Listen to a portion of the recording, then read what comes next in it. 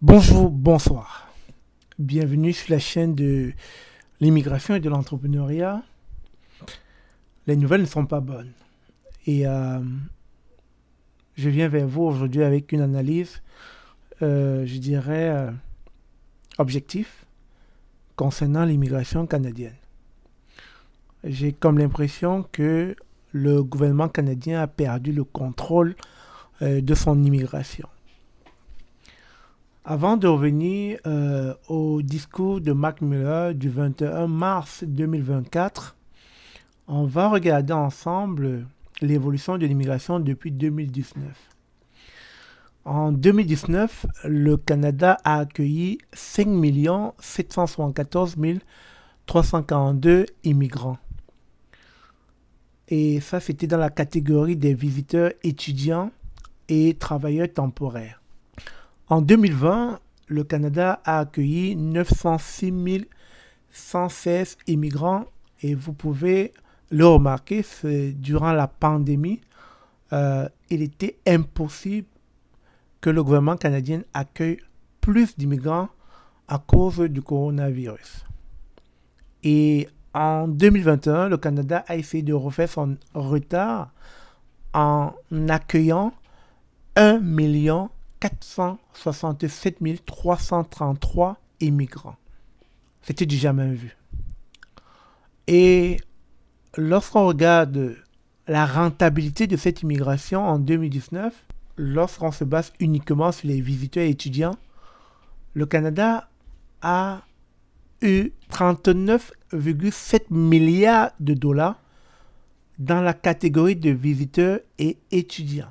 Regardez la somme que le Canada a pu gagner en 2019.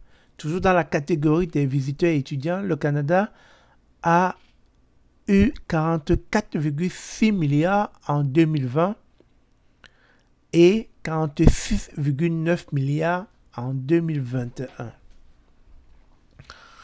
Bien sûr, quand on parle des immigrants, ça comporte les étudiants, les travailleurs temporaires, les visiteurs, et puis après, il y a les motifs d'ordre humanitaire, le regroupement familial, la catégorie économique, bref, les résidents permanents, ou encore les réfugiés et les personnes protégées. Alors, que dit le discours de Mac Miller? Avant d'arriver à Mac Miller, vous êtes sans ignorer que nous avons eu plusieurs ministres en charge de l'immigration, en passant par Marco Mendicino, en passant par Shane Fraser et pour finir Mac Miller, le ministre en poste. Alors, dans son communiqué du 21 mars, Mac Miller dit ceci. Le Canada a connu une forte augmentation du nombre de résidents temporaires arrivant chaque année.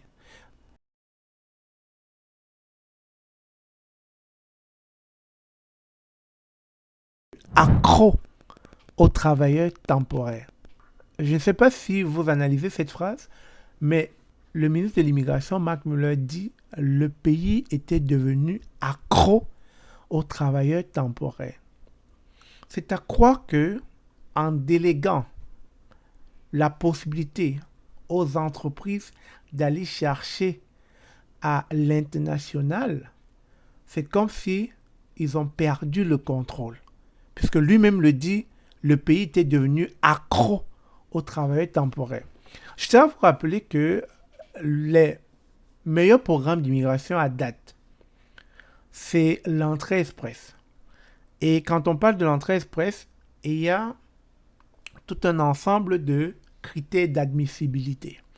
Et qui dit critères dit que c'est bien contrôlé, bien révisé, et ça permet de tamiser avant de vous donner la résidence permanente.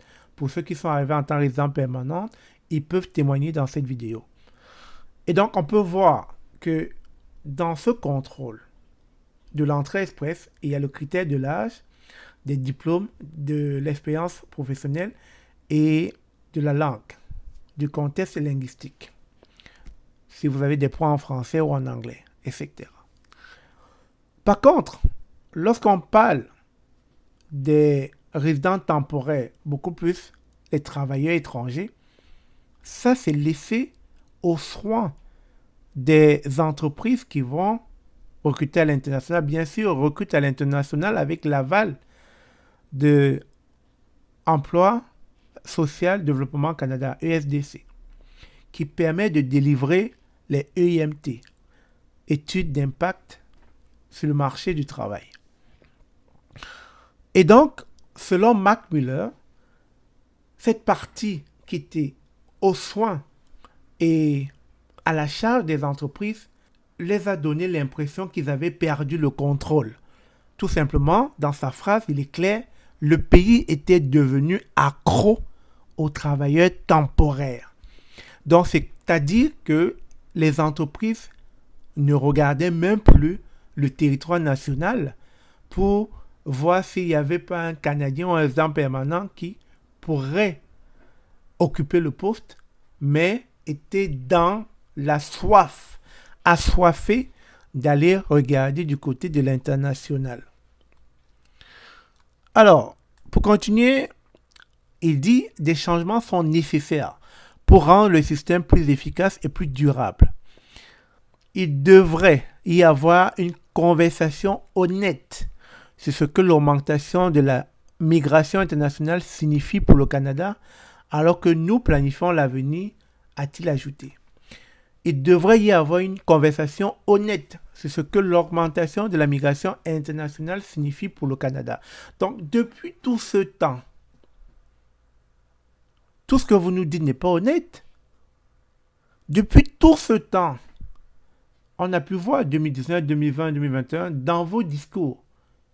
Vous dites encore ici, et ça je vais vous le dire, en raison du vieillissement de la population et du taux de fertilité en baisse, la main-d'œuvre canadienne et la croissance de la population du Canada dépendront encore.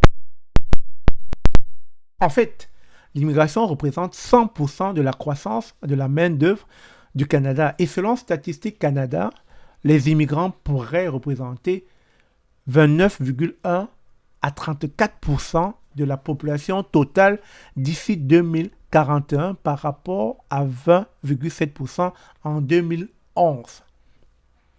C'est ce qu'ils disent. Ils nous convainquent que l'immigration est la solution.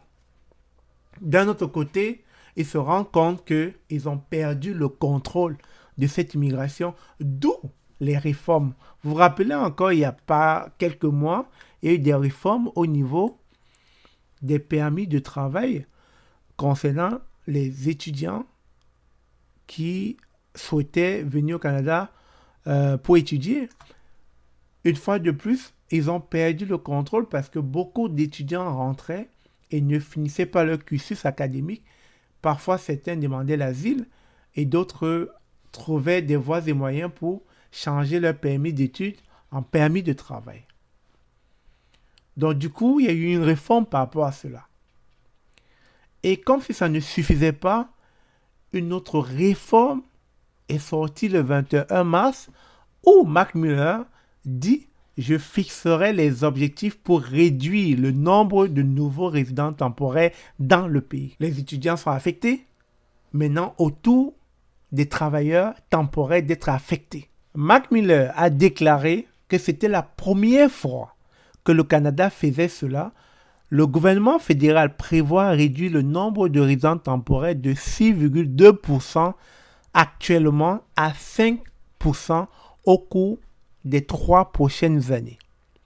Et puis on va nous dire que c'est à cause des immigrants qu'on prend pour bouc émissaire qui fait à ce que on soit en manque de logement ou encore qu'il y ait une explosion des systèmes de santé en termes de surcharge.